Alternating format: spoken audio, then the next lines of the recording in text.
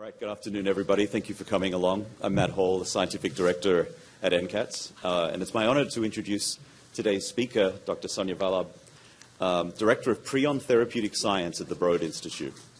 Sonia will share the story of her research today, but her presentation is a lot more than the results that you're going to see. Sonia is an inspiration to every patient, caregiver, and family member of someone with a rare disease.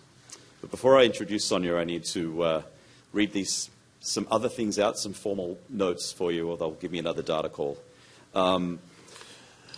First, the code for continuing medical education credits is 66829. And it's right there. But it says here, I'll repeat that, so I will, 66829. Also, for those watching remotely at Videocast, you can submit questions to the speaker anytime for this lecture. Just click on the button that says Send Live Feedback below the window with the video and type in your message. And at the conclusion of the presentation, Chris here will be reading those out to Sonia. If you're in the room, there are 2 microphones that you'll be able to use during the Q&A component of this presentation. There will be a reception outside at the end. We will remind you. Please join us. And if you're on Videocast, you miss out. All right, so we get to introduce our speaker. So Dr. Vallabh grew up in a tiny town called Hermitage in western Pennsylvania, earned her undergraduate degree at Swarthmore College, and then her Juris Doctor degree at Harvard Law School. She then embarked on a promising career in law and consulting, and had married. Her husband, Eric Minical, was working as a city engineer, the transportation engineer. Then, in 2010, Sonia watched her mother die from what seemed like a sudden and rapid dementia-like illness. An autopsy showed that her mother had died of a prion disease, sometimes called fatal familial insomnia. Its name derives from the fact that some sufferers seem to lose the ability to sleep, and as the name suggests, it's heritable. Sonia then learned through testing that she'd inherited the causal mutation in the prion gene. Sonia and Eric dropped literally everything and began to do what so many other families have had to do before them: learn biology and medicine, and pursue a treatment and a cure or a prevention for a rare disease that's really not on any radar and is very understudied. But they did so much more than that. Sonia started off by working as a lab tech, learning biology and how to do experiments in the lab while going to night classes and earning entry into a PhD program at Harvard Medical School, which she did in Stu Schreiber's lab. She worked side by side with her husband in that lab, and they even defended together, which, I don't know, must be the surest definition of true love I've ever heard of. Sonia started her PhD hoping to create a small molecule treatment for prion disease. But as Sonia arrived in the lab, oligonucleotides arrived on the scene as a treatment strategy for neurologic conditions. Sonia pitched an immediate change of project to her supervisor, and he went on board. All supervisors love immediate pitches of brand new projects from PhD students. But Sonia earned her PhD and then opened her own lab at the Broad Institute with the goal of developing preventative treatments for prion diseases as quickly as possible. The result is that Sonia and her team will shortly have 2 separate therapeutics in clinical trials, one an oligonucleotide, the other for gene editing. And this translational science approach that Sonia will share with you could only be achieved with significant funding from the National Institutes of Health, particularly NINDS and the Common Fund, along with NCATS. Today, Sonia is going to tell you about the opportunities and challenges that come along with creating a new generation of medicines and some of the insights that when someone has to juggle scientific challenges, clinical challenges, and regulatory challenges all at the same time at one desk. So, Sonia, I really want to thank you for visiting today. I mean, the real reason I invited you is because you're one of my heroes, but I'm really excited that you can share all your science with everybody today. Thank you for being with us.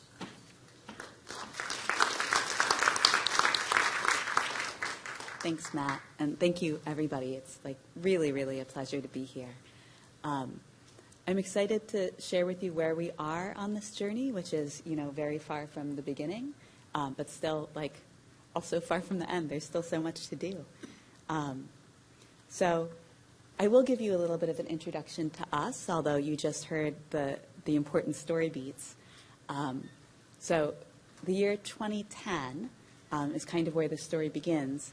Eric and I had been married for about 6 months when this started to unfold in my family. So this was my mom's disease course. She was 51 at the time, and all we knew is that we were seeing her go into a completely unexplained neurological tailspin. So day to day and week to week, she was losing her abilities.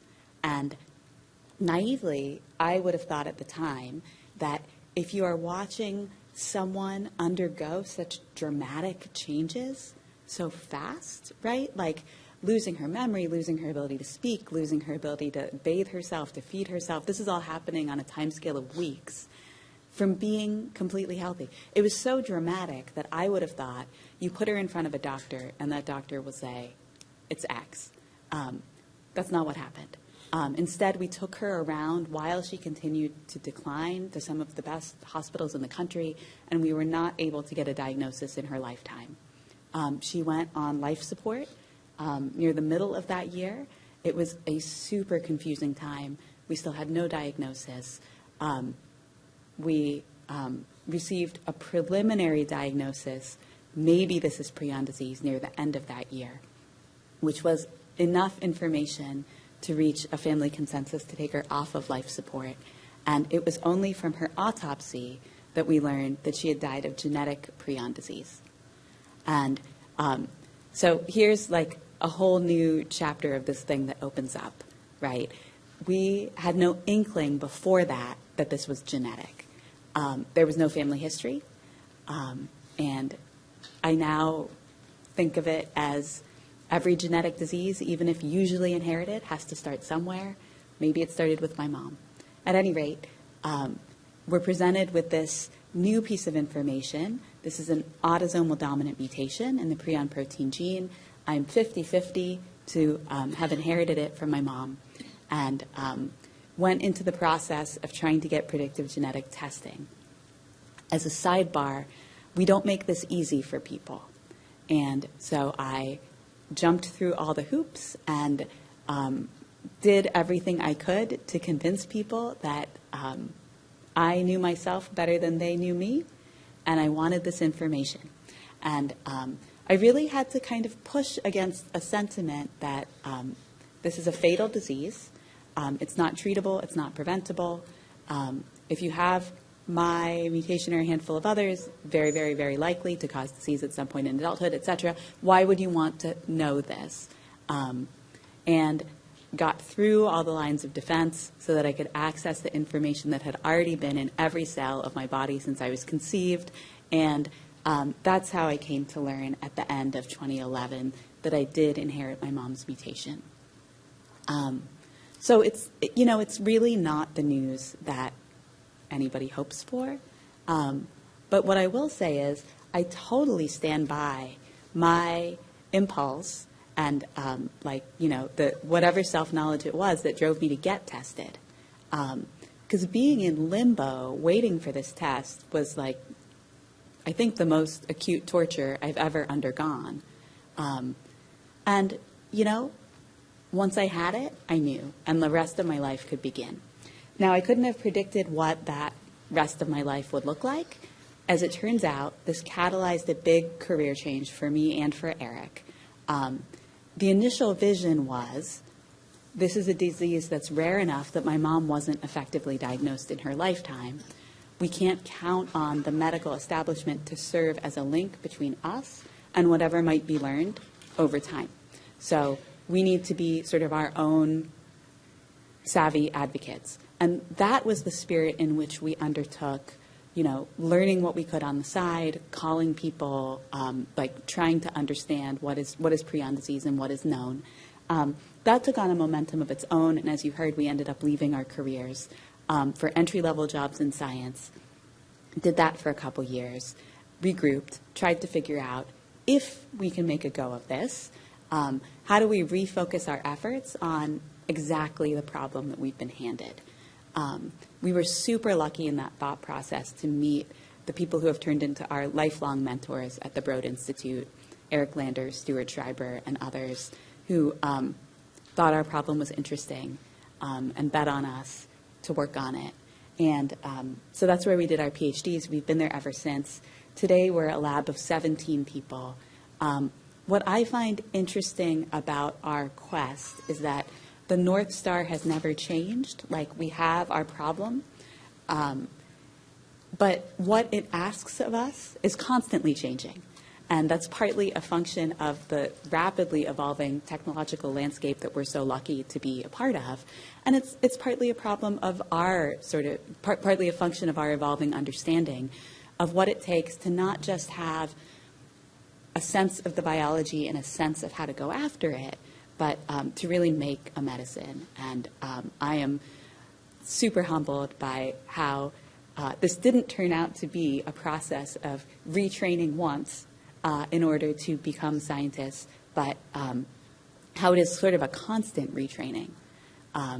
As we move through the arc of making ideas into medicines, and as the landscape around us continues to change and nominate better ideas.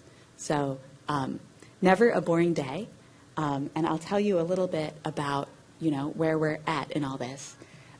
But first, just a bit about the disease. So rapid neurodegenerative disease is kind of like the pithiest explanation of what this is. And, you saw the timeline for my mom. It really is, on average, less than half a year from first symptom to death.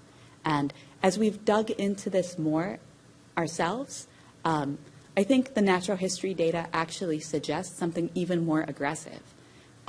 Because first symptom, as it's recorded in the literature, is often retrospective.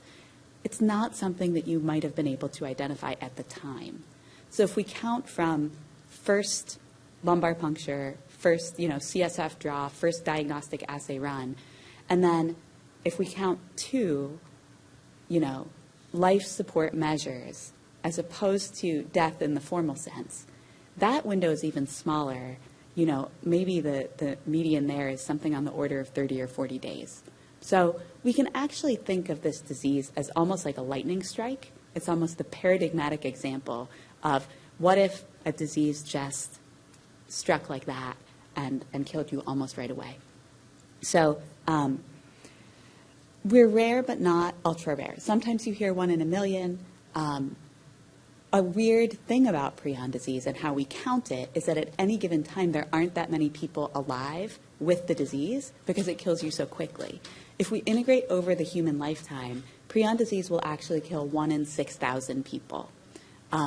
So if it seems weird that there are a few cases in the same town or in the same hospital, that's probably not weird. That's probably the statistics at work.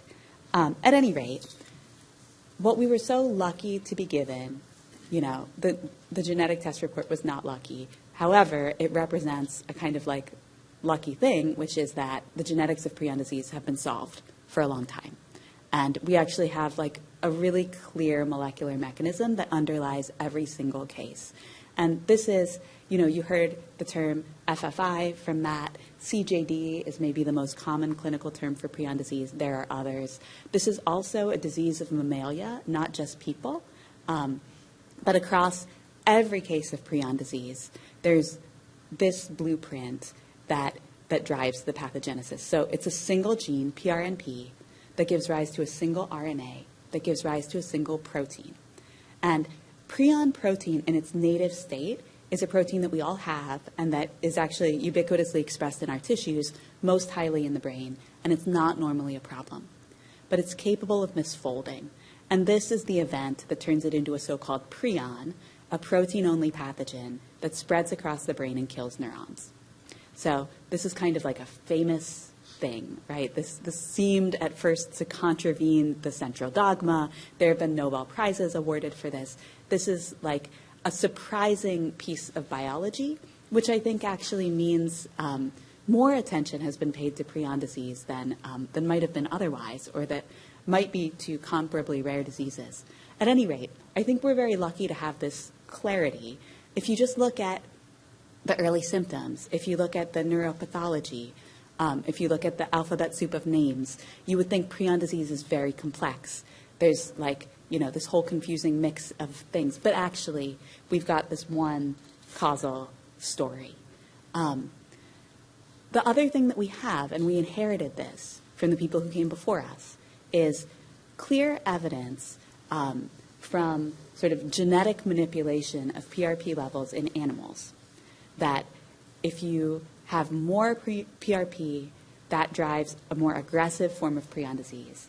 And if you have less PRP, disease is delayed and happens more slowly. And if you have no PRP, disease can't happen at all. So what you're looking at here, and this is like the model in prion disease, because it is technically transmissible, not infectious, not casually transmissible, but technically transmissible under the right circumstances, you can actually inoculate wild-type animals with prions, and they will develop full-blown terminal prion disease. This is the model. And if you look at the 1 on the x-axis, that's endogenous PRP expression levels. So as you dial up from there, you're overexpressing. As you dial down from there, you're underexpressing. If you knock out both copies of PRP, it doesn't matter how many prions you inoculate into the brain. There's kind of no fuel to the fire. The disease can't take off, and the animal is fine. So this has been replicated many times, including in conditional systems. The companion question, if that's sort of a central orienting therapeutic hypothesis, you might naturally ask, is it safe to reduce the amount of PRP in the brain? And I think we have a lot of different lines of evidence to suggest that it is. So at this point, we have 8 different knockout mouse lines. We have knockout hamsters and rats and cows and goats. All of these animals are healthy. We have human genetic evidence from population scale genomic data sets where we can look at how often PRP is inactivated by chance, how often does a loss of function allele just crop up. This is something that will happen to genes at some basal rate that is a function of the size of that gene at some rate in the population, unless natural selection is acting against that event because the gene is essential or very important. In the case of PRNP, we see as many loss of function alleles in the population as we would expect if natural selection did not mind if the gene was knocked out. So from all of these lines of evidence, I think what we can say is there will always be more basic biology to unpack. There's a lot we don't know about prions. I don't feel like I can tell you how they kill cells. We're only at the very beginning of understanding the set of 3D conformations that prions can take on that are self-propagating and neurotoxic. There's a lot to do. There always will be. But sort of like the premise of like my career pivot, like my hypothesis is we know enough to develop meaningful therapies. We know enough. We can stand on that and reach for the next step. And I think of it as a question of like, we invested a lot in understanding prion biology to the point that we do today.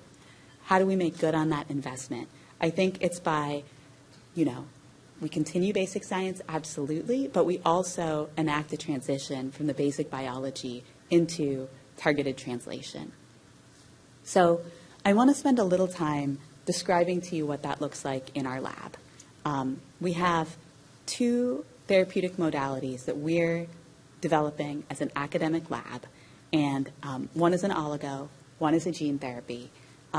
They are both novel modalities that haven't been in humans yet, though we hope to change that. And in both cases, we are kind of quarterbacking the whole process. So we don't have a pharma partner. We are trying to take on every stage of drug development ourselves, which is just amazingly difficult. But I'm also going to make a case to you, I hope, that it is really powerful and important that we've had the opportunity to develop these drugs in this way. I think that we have a real privilege and opportunity as academic drug developers to share everything we're learning, to make a usually very opaque process more transparent to the world, and to move quickly, ask aggressive questions, try to do right by patients in a totally different way than is possible, under normal circumstances in a company. So I can't share anything about what we've done without recognizing these people, and I see Tim right there. Wave to the people, Tim. And Joan is here somewhere too. I know it. Hi. we have been so fortunate to work with these people and to be funded by these mechanisms. Absolutely nothing that I show you today would be possible without the very, very special and specific thing that is targeted translational mechanisms at NIH. Okay, so divalent siRNA. This is an oligo modality that was developed by Anastasia Karova at UMass. And I remember the day in 2019 when she came to Broad and she presented her data. She showed this image and she said, we think that this format of siRNA is able to get around the whole brain. And those are like my magic words. Prion disease is a disease of every neuron. Like every neuron is susceptible. We need to get around the whole brain. And sometimes I think, but for delivery, our problem would be solved. Like, this is a trivial problem to solve in a dish, to eliminate prion protein from all those cells. Getting around the brain is it is our central challenge. What Anastasia and her team did was they took siRNAs, so, a technology that had been around, but had been really hard to deliver effectively to the central nervous system, and formatted them in a different way, basically 2 duplexes with a linker. And for whatever reason, in this different format, the drug had really different biodistribution properties from a single injection, could get around the brain pretty well, could last for 6 months. We said, we have to try this. And so we embarked on, what is now going on a 5-6 year collaboration. Initially, screening for potency. Those survival curves up there were generated using sort of a mouse tool compound that is actually not as potent as our human compound, but you can see these are 2 different treatment paradigms. On the left, a relatively earlier treatment. This is still what I would call a pathological time point. On the right, a frankly symptomatic time point. So you can see that in both paradigms, we have a clear survival benefit with the pink line. But I'll return to the fact that the magnitude of benefit is different depending on when you treat. At any rate, we had the opportunity to do screening for a candidate. And, we think of prion disease as a whole brain disease. So the potency that you're seeing in that top plot is really whole brain hemisphere, not cherry-picked at all, run in an ELISA. So to be able to see on the order of 70% knockdown of PRP across the whole brain was pretty impressive to us. And you can see in the regional data below that, does the potency vary by region? Sure. But we're able to achieve meaningful target engagement across the brain in mice. And durability, to see target engagement that I would call quite meaningful at 4, maybe even 6 months, was impressive to us. At any rate, we were able to screen our way to a human lead. That's the molecule right there. And as we think about, the oligo space is expanding. Antisense oligonucleotides have been tested in humans for a variety of different CNS diseases.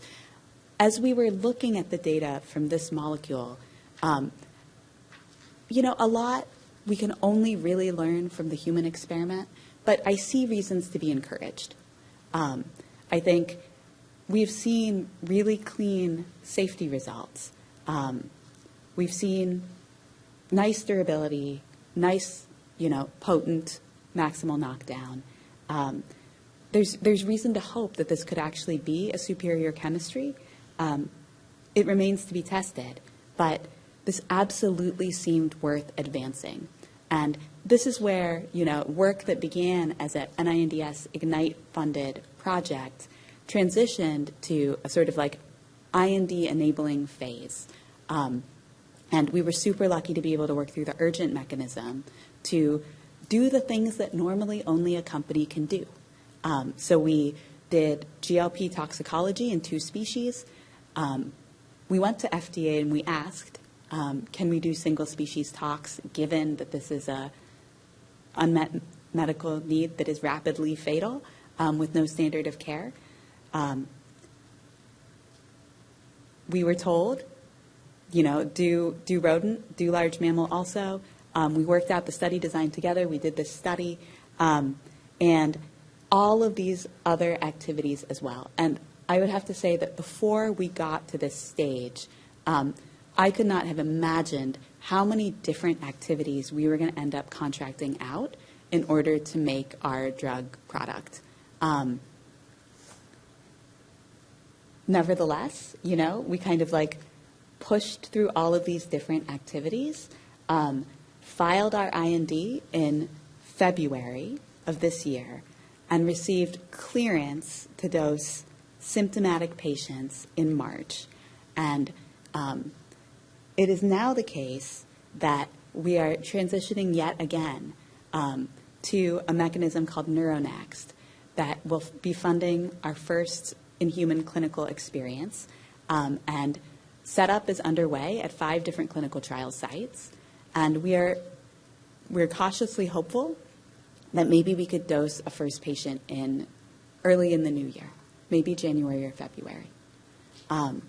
So it's a small trial. You can see, 15 patients, right, will get a dose of this drug. And it is an absolute labor of love to get this off the ground and to collect even that small amount of initial data. But I think there's something about getting a brand new modality into the very first people that then I think is going to be, no matter what we see, super informative for us. And hopefully, if what we see is positive, could open the door for this modality to be useful for other diseases. So this story, is still midstream and kind of at an exciting inflection point, I think. I'll return to the things that, we still have to fight for in this program shortly. But first, I'll just sort of cue up the counterpoint, which is the gene therapy program that we're working on. So this is work that we're so lucky to be doing through the SCGE consortium. Lucky not only because that program is enabling, this large-scale drug development effort, but also because of the group of teams that it's brought together, and we're all getting to learn together in real time. So the vision behind CHARM is it's sort of got some opposing properties. Here we're talking about, as opposed to an oligo that you might dose once every 3 months or once every 6 months, a one-time therapy. So we're imagining an AAV-delivered epigenetic editor. And the way the editor works is that you have a DNA targeting domain that sort of directs your molecular machine to the PRNP promoter in this case. And then you have recruitment domains that bring along an endogenous methyltransferase to install methylation marks at the promoter and shut down the gene. And we have, reason to think, data to support the idea that this would be a permanent change. You turn off PRNP, and depending on how good your delivery is, you can sort of see in that image where the yellow cells are PRNP positive neurons. It really is ubiquitous across the brain. And with a single IV dose of CHARM in the sort of mouse-specific AAV vector PHP-EB, you can see how effectively we're flipping those neurons PRP negative. So the whole premise of this as a therapy is being able to achieve that same kind of delivery in the human brain. And as recently as 3 years ago, I think I wouldn't have bet on it. Because, delivering something as complex as a gene therapy, where you're delivering the DNA, you need to deliver it in something. Unlike our oligos, which are chemically stabilized, and you can just put the oligo itself into spinal fluid, we need some sort of package, and we just really didn't have vectors capable of reaching the whole brain. I think a key, sea change that I see happening in the field is that we can now imagine that we at least have vectors worth trying for this purpose. So we're super lucky to be working with our Broad neighbor, Ben Deverman, who has developed a transferrin receptor binding capsid that's specific to the human transferrin receptor. And here you can see PHP-EB, which is our sort of mouse tool capsid on the left versus the transferrin receptor binding capsid in dose response. The transferrin capsid, if anything, in transferrin humanized mice looks a little bit better. So, in this paradigm, in a dose-dependent way, we can see upwards of 80, 90% PRP reduction across the whole brain, which is, I think, immensely exciting. There is very much a question of translation here. Like divalent siRNA, CHARM is something that hasn't been tested in humans before, and the transferrin capsid is something that hasn't been tested in humans before. There is a certain amount that we can de-risk, right, in our preclinical studies, in our IND-enabling studies, but I think there's a lot we won't know until we test this in humans. And the question really is, is this worthy of pursuing and testing? And I think based on the data we see, the answer is yes. So SCGE as a mechanism will support us to go through IND-enabling studies. And that's the transition that we're in the process of making right now. So we have basically just defined our human candidate, and we're in the process of working with a manufacturer to scale up from small preps of virus to right now 10 liters, then 50 liters for our toxicology study, ultimately 500 liters probably for our clinical batch. All of that, that whole process and scale up is being QC'd. We're getting the pieces in place to run a pilot toxicology and then full GLP toxicology study next year. And those studies will be in humanized mice. I'll tell you a little bit more about it, actually. So this capsid is very, very specific to the human transferrin receptor. And we know, Ben has done the work to show that if you put it into other, mammals with other transferrin receptor amino acid sequences, you won't see the same biodistribution. It won't cross the blood-brain barrier, and it won't get into the brain. So in our Interact, our initial meeting with CBER, Center for Biologics Evaluation and Research, talking about this program, we kind of said it wouldn't be relevant to do safety studies with this capsid in any animal where we're not getting biodistribution into the brain. So we propose that we will do our toxicology in humanized mice. And that will be our definitive study. And then we'll go into humans. And what we got in that early interaction was preliminary buy-in. And, the feedback was, your plan makes sense. It's all data dependent. Let's keep talking. But that makes sense to us. So that is what we're planning. I'll just say on the side, and this is, kind of an unfunded mandate at the moment, but I do think that CHARM is such a baby technology. There's a lot of value that we're leaving on the table. And this has been really painful for me and for the whole team. Locking a clinical candidate, knowing that we could keep improving it. I have a lot more empathy now for what companies go through as they are, moving their programs forward. I think key ways that we could improve CHARM, we have reason to think that it's very potent once it has reached a cell, and we have only 2 targets per cell, right? You're targeting the DNA. So I think dialing the expression so that it's the minimum that you need per cell would be one direction for improvement. We know that CHARM can be engineered to be self-silencing. It'll take time to get the kinetics of that tuned, but I think that could be a really exciting direction for a therapy that we think you don't need to express continuously for the rest of your life. I think there's work that we could do to make the DNA targeting domain more specific. There's work that we could do to make the capsid dosable into a larger proportion of our patient population. So all of this is sort of, I'm forking it mentally into V2 because our mandate to patients is to move forward now towards V1 for the clinic. So just to reflect for a moment on the fact that I've told you an oligo story and also a gene therapy story. I think these are meaningfully diversified ways to come at the same problem. Oligos are reversible for better and for worse. A gene therapy is not, right? We're looking at different routes of administration. A gene therapy is going to clamp our target, we think, over the long term. An oligo is going to give us peaks and troughs in target engagement between doses. There's kind of like an interesting difference in what it means to turn PRP down by 50% in the whole brain. In the context of an oligo, we think from single cell data, that means we're reducing PRP by some degree in every neuron, in every cell.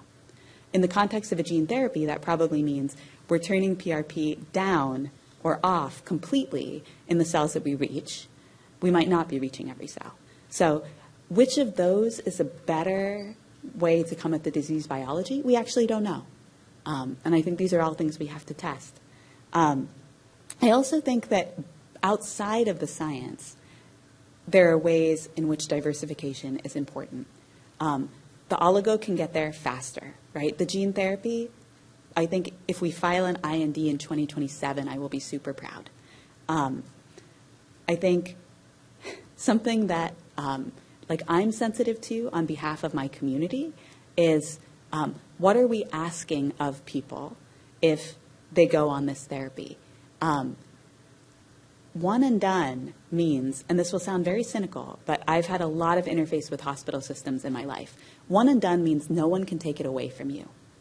You are not constantly fighting for doctor's appointments. You are not constantly fighting your insurance company. You are not on the phone every day with a specialty pharmacy. It's done. It's done. You probably have doctor's appointments to monitor how you're doing, but that's different. A lot of rare disease gene therapy and oligo programs that have been taken on by companies, and we all celebrate, and that seems really awesome, a lot of them get shelved. And I'm not here to tell you that anyone is evil, but when that happens, people who had access to a drug might lose it, right? So these are things I have to think about. Final point here is doing the right trials, and I will say more about that in a minute.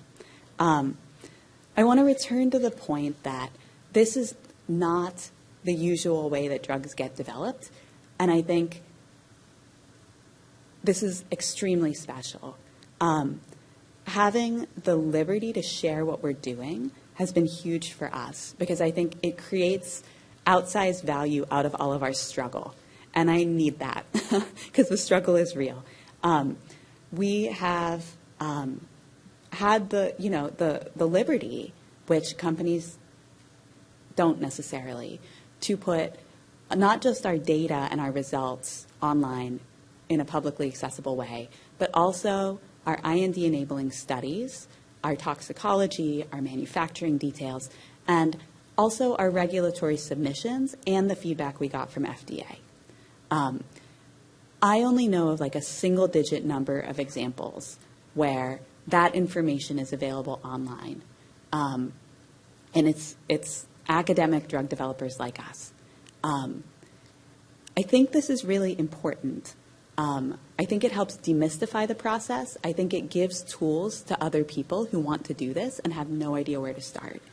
And, you know, it shines a light on what we're doing and hopefully makes it better, right? It gives people the opportunity to give us advice. I think that the way we interact with regulators is different.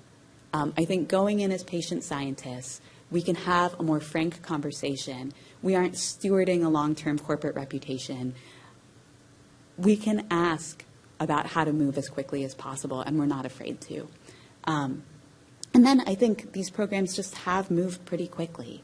And the idea of being able to de-risk, you know, brand new modalities for the brain in the context of a rapidly fatal disease where risk-benefit justifies really sort of swift development. I think that there's something there. We spend a lot of time waiting to get to the first human dose and doing de-risking in other systems that is never going to be perfect and that is never going to be able to answer our most important questions. So I think offering, you know, a balanced path, a path that recognizes the risk-benefit of the disease while also moving us to our first human learnings quicker. I think this is actually a really important piece of this puzzle. So all of this brings us kind of back to the same question, which is like, this is a lot. This is a lot that NIH, has entrusted us with, and it's a lot that we have invested in bringing these two modalities to this stage. But we're not there yet. And the next leap is into the clinical space. This is where, our quest has kind of amazed me, because I would have come in thinking what we need is the molecule, and it turns out that what we need is the molecule plus, like, so many other pieces of infrastructure that will make meaningful trials possible. And this is like a sampling of, it's the genetics and the natural history and the pharmacodynamic biomarker and the patient registry. Like, there's so many other pieces to the puzzle. And in some ways, I look at this and I think here is a basis for optimism, because any given molecule is more likely to fail than succeed. That's our world, right? That is drug development. But these pieces are, I think, an endowment for our field that anyone can build on in the future. Any next modality, any better idea. And I therefore think it's really important that we have done this, again, outside of a company, because now it is everyone's. And for a common disease, would this be done in-house at a company? Sure, absolutely. It would live or die for the purposes of that company, and only while that program is alive in that company. So I think I am really happy to have been able to do this work. I think that these are kind of the things that every rare disease needs. And there's still, on this front, more to do. I will say, it's not always obvious how to fund this stuff. And quite a bit of it we've done through, like, kind of what I call bake sale money. Like, literally patients and families donate to our nonprofit, and that helps power some of the things, some of the filling of the gaps that it's less obvious how to fill. But I look at this stuff and I think this is our foundation, right? Okay. Thinking about the clinical piece, I think it is only common sense that in a disease that is driven by the irreversible loss of neurons, the earlier you treat, the more good you can do. And we've seen this over and over in our preclinical data. Every survival study we've done is time point dependent. Preventive treatment, you get that outsized benefit up top. Early symptomatic, maybe you can do a benefit for a subset of animals. And there is such a thing as too little too late at the advanced symptomatic stage of disease. When I think about how we map these learnings onto the human situation, we have two patient populations, symptomatic and pre-symptomatic at risk. And I think they offer the potential for really complementary human data sets. The prospect for, clinical observable benefit on the one hand, the prospect for, sort of a much less complicated look at safety and target engagement, a pre-recruitable population who you can have lined up and ready to go, on the other hand. And the magnitude and type of benefit that you can do for these two populations is, I think, just really different. Stabilization would kind of be the highest goal that we can expect in a symptomatic population versus extension of healthy life, delaying or preventing onset. In a healthy population that hasn't shown symptoms yet, we can measure prion protein levels in spinal fluid, and we can know if we're reducing prion protein levels in the brain. And I think you build that on top of our basic mechanistic understanding of the disease, and you have a tool. You have a biomarker that is reasonably likely to predict clinical benefit in your at-risk people. So this is how we've conceived of prevention trials. And I'll just queue up where this conversation is for our two different drug development paths. So I've already told you a little bit about the feedback from CBER, where they said, yes, it makes sense to proceed in both of your populations in your first trial. And obviously, we will do risk mitigating things that make sense, right? Maybe we will have a minimum age for enrollment that reflects the sort of risk distribution over the lifespan. maybe at each dose level, we will dose a symptomatic patient before a pre-symptomatic person. I think these things make sense. We've gotten very different feedback from CDER, Center for Drug Evaluation and Research, which is overseeing our oligo. I mentioned that we were cleared to dose symptomatic patients. We're on partial clinical hold for pre-symptomatic. At issue here is the question of whether our safety package is good enough or whether we need to add a non-human primate study. In the species that we've already dosed, rats and dogs, we've been able to effectively de-risk everything except on-target PRP lowering because the siRNA is not targeting in those species. On the other hand, we talked earlier about all the different forms of data that suggest that lowering PRP, including all the way to 0, for any amount of time, including the whole lifespan, is safe. So I would have to say that I don't find this feedback responsive to the risk-benefit of the disease, and it's a conversation that's ongoing. We've submitted a response to the clinical hold, kind of outlining that argument, and we're waiting to hear back. I think as I look at the disparity here, one thing I can't help but notice is that we've gotten the more conservative feedback in the context of the drug that is reversible. I'm not here to suggest that like the world has to always make sense, but if this made slightly more sense, I would be really happy. So it's something we're working on, and we'll just have to see. So would we have been able to do this work without some of the like really special NIH mechanisms I've mentioned to you? Definitely not. This is not R01 fundable work, right? This is not about novel hypotheses or novel targets or nodal biology. This is about executing on the tools that we already have to make something concrete for patients that's going to be useful in our lifetimes. I think it's really special that we've been given that opportunity. I want to do everything we can with it.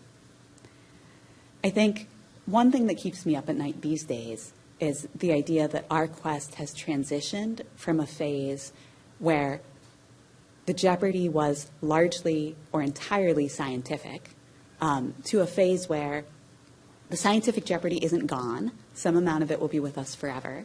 But we are much more like in a regime of human systems jeopardy. Like our ability to progress from here depends a lot more on bringing people along, bringing them on board to think about risk-benefit and what makes sense, not in general, but in the context of this exact biology and this exact disease, right? We need to ask, what is this biology asking of us? And I think what it's asking of us is to move quickly. I think, the recent FDA commentary on a plausible mechanisms pathway could have a really nice intersection with what makes sense here, where we have such high confidence in a single genetic cause of disease. Can we move into a small number of people monitoring that, that gene/gene product really closely and ask, are we moving this in the right direction, right? I also think that, another way that human systems are showing up for us and maybe challenging us is getting, the right hand and the left hand to talk to each other. And I think it's really interesting that we've gotten such like different feedback from two different arms of FDA. We were asked for a monkey study by Center for Drug Evaluation and Research, and then we took that feedback to the urgent program, which had funded, right, our IND-enabling studies, and said, here's what we've been asked for, and there wasn't budget, right, to fund that monkey study. Could there be in the future? Could a new mechanism be found? I don't know. But, it's interesting that in principle, at least, this is all the federal government. And getting these pieces to talk to each other in the context of rare disease where people are waiting on us would be a terrific ambition. I think that we have been given a real opportunity here to fight for primary prevention, which I think is the right thing in a lot of degenerative diseases, in a lot of neurodegenerative diseases. But we have an especially black and white case where once you're symptomatic, a lot is going wrong, and it's going wrong really fast. So I think it's kind of our responsibility on behalf of the whole community to try this. And we have so many of the tools lined up. If we can't do it here, I question where we could ever do it. Final thoughts. So I'm 41. That is a survival curve of people with my mutation. So, we've now been at this for how long? Going on, let's call it 12 or 13 years. We have so much now that I could not have imagined when we started down this road. It is still the case that when a patient reaches out to me, which happens basically every day, what I have to say to them is, there's nothing, right? And I try to offer them what resources I can, but I can't offer them a drug. And even when we are enrolling an siRNA clinical trial, you guys saw the numbers, right? 15 people. The vast majority of people who reach out to me, I will still be saying, there's nothing. So to have come this far and yet have so far to go is, I wouldn't have imagined it this way. We are in a business where timelines slip, and they only slip in one direction. That's true in every industry, right? And it's also true in drug development. This is a timeline that doesn't slip. So I actually know all these folks, and I can tell you at any given time who in my community is actively dying of prion disease today because we didn't get there fast enough for them. So that's our mandate. Final thing I'll say, so these are my kids. Kavari is 5, Daruka is 8. So I was really, really lucky to be able to have these kids through IVF PGD, which isn't bulletproof, nothing is, but they were biopsied as embryos, and we have all the reasonable confidence we could ask for that they are mutation negative. So, I'm going to fight for prevention for the people who are living at risk today. And I think this is a really cool way that science has brought us an even more upstream form of prevention. The kids know what we do for a living, and they know why. And, however it goes, I want them to know that we fought for this. So with all of that, I'll just say thank you.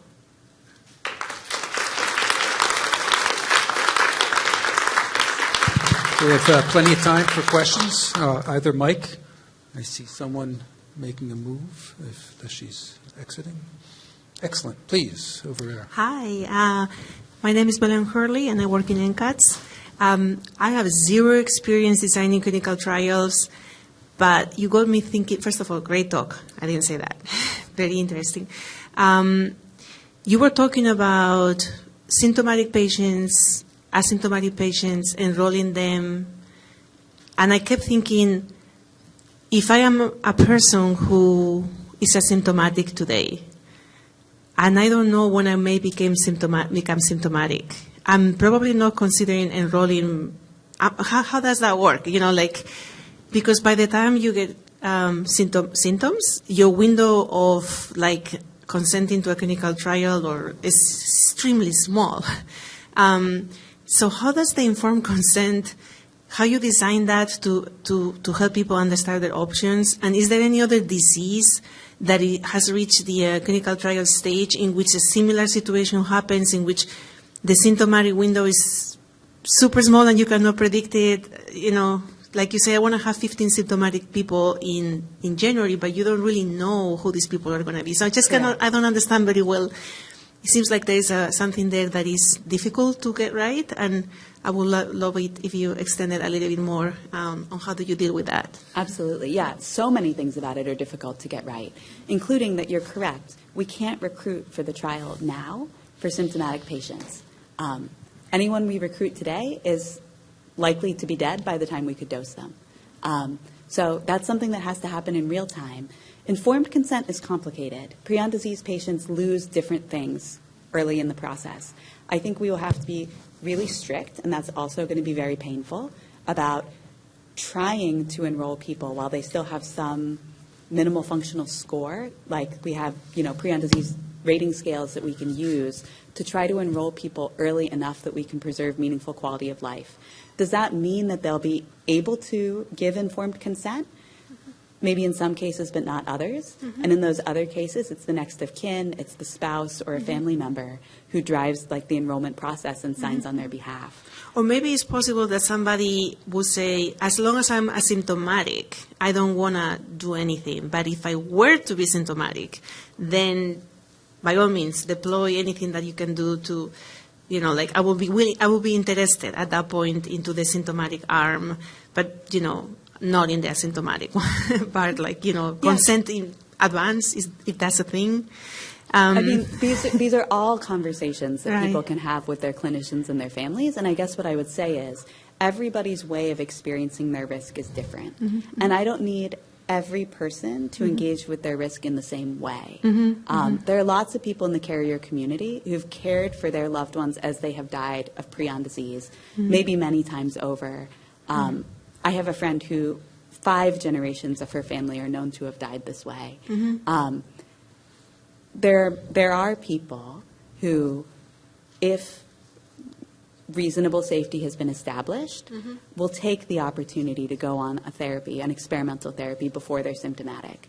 There are people who will want to wait till they're symptomatic. There are people who, even when there is an approved drug, will not want to engage with their risk until they're symptomatic. Right. So I think we need a world in which all of these choices are respected. And my second part of the question, is there any other disease that you know about that has similar, that you can learn from in clinical trials? This exact constellation of parameters, maybe not. There are certainly cancers that kill people this rapidly. There have been secondary prevention trials in some neurodegenerative diseases. There's a trial right now of SOD1 targeting ASO that is enrolling people who are pre-symptomatic and tracking their NFL. And when NFL rises, that triggers them to be randomized to drug. To me, that's what I call secondary prevention. We are still waiting for something to go wrong. For me, primary prevention means we have no sign, clinical or molecular, that anything is wrong yet, except for the change in your DNA. But I think there are certainly piecemeal precedents. Yes. Thank you. Yeah. So since you're being invited here and learning a little bit more about prion disease, which we spoke this morning, I have no previous knowledge of, I have to admit I'm really curious about the biochemical function of PRNP. And you kind of mentioned this a little bit. You mentioned that, hey, listen, we're going to kind of move past that because we can have these therapeutic modalities which, will bypass that. The ubiquitous expression, the CNS expression, but at the same time, the knockout animals are viable and healthy. Yeah. What are you and others learning about the native function of this? Is there a developmental role? Yeah, it's a great question. So we have a literature that's full of ideas about PRP native function, most of which haven't convincingly replicated, but there's a native function that we have reproduced in the lab that I'm fairly confident is real, which is that PRP appears to help maintain myelin on peripheral nerves. So in older animals, and we've seen this in mice, it's reported in mice, we've seen it also in rats and hamsters. If you image the sciatic nerve of aged animals, like 60 weeks old, you can see kind of an onion bulb formation in the myelin where it's kind of been damaged, repaired. Pulling a behavioral phenotype out of that is hard. So we have not seen behavioral impact of that. But I think the histology is real, And I think it tells us that we should monitor, and, you know, in a standard neurological battery that would be run in a CNS clinical trial, like peripheral nerve responses will be monitored. I will say we see that in homozygous knockouts, not in hets. So any therapy that's taking us down but not down to zero, even if we had a behavioral phenotype in the animals, I question whether we would see it in the people. At any rate, I think that's one thing to keep an eye on. Yeah. Is there a pathology in the myelin sheath or anywhere that would indicate that at the outset of disease there's an exacerbation of that particular biochemical role that is contributing to disease symptoms and ultimately death? Yeah. I mean, this ties to a larger question, which is trigger, maybe. Yeah. And, you know, my thoughts on this are pretty unsatisfying. I think, so prion disease will kill 1 in 6,000 people in the general population, absent a mutation. And that is, as far as we can tell, very equal opportunity across the world. It just depends on how hard you look for it. And then within genetic families, the age of onset, and this is true within pedigrees, within SIB pairs, and even in the small number of reported cases of identical twins, the age of onset can vary by years or decades. To me, that speaks to like a randomness, like trillions of copies of this natively unstructured protein flopping around, sampling lots of different conformations in a time-dependent way. Some number of times, it will happen to sample this unlucky self-propagating conformation. And that is my working model for why prion disease can be random across the population, and then in high-risk situations, random across time. There are people who look for genetic modifiers, none of large effect size outside of PRNP itself so far.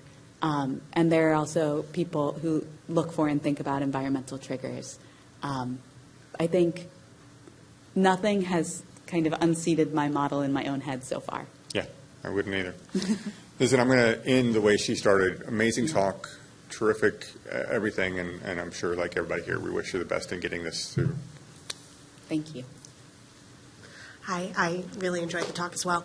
I guess my question is, given how important time is in this entire endeavor, why have you chosen to go about it as an academic drug developer rather than trying to bring in a company who may have more money, more, people to throw at the problem?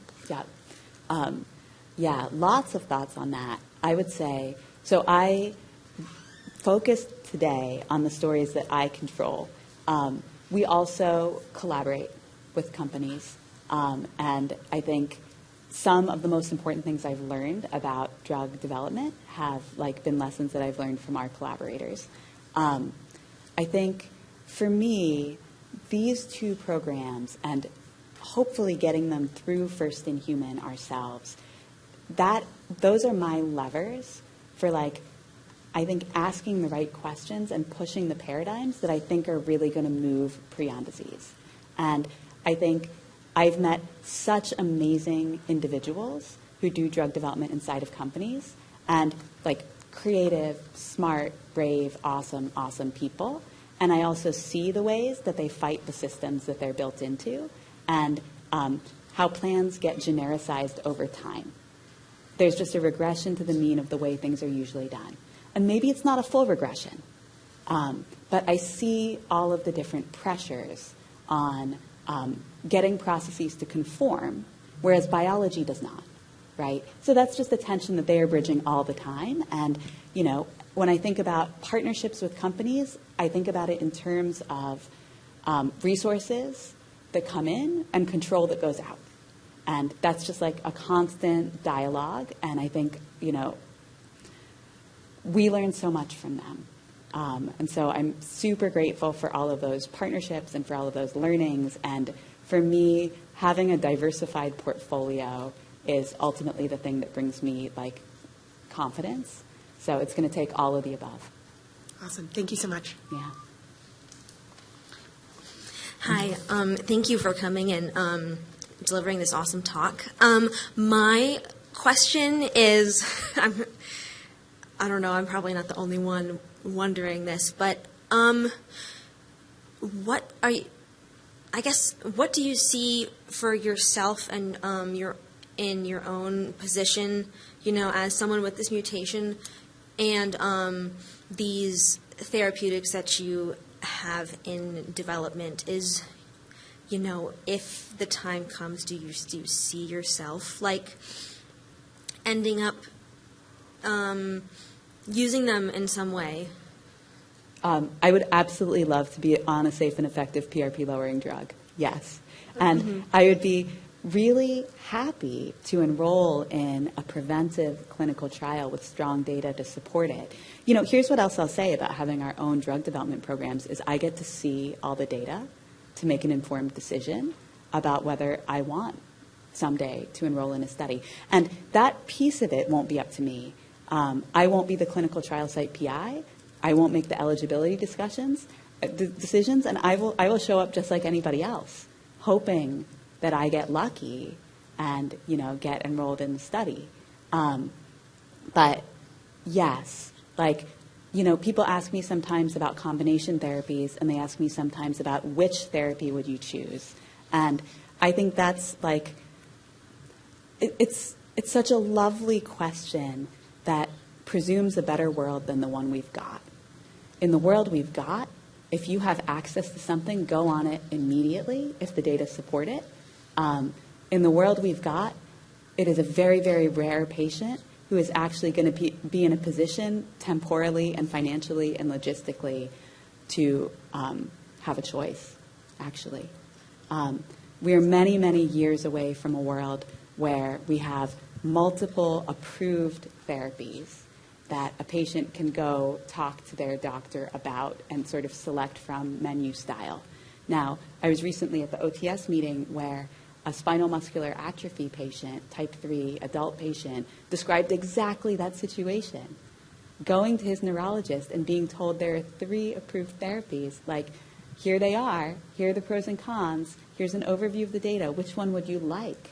And my heart just broke, that is imaginable. But we're not there yet. So my immediate advice to anyone in the prion disease community is if you have a chance to go on the drug and you think that the data support it, do it. Something else that just occurred to me is, I don't, of course, I don't know anything about prion disease and the status of research in this area.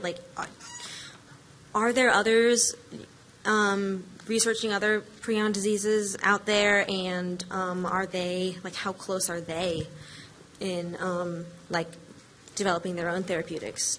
Do you have any idea? Yeah, I would say, how the word prion gets used has changed over time.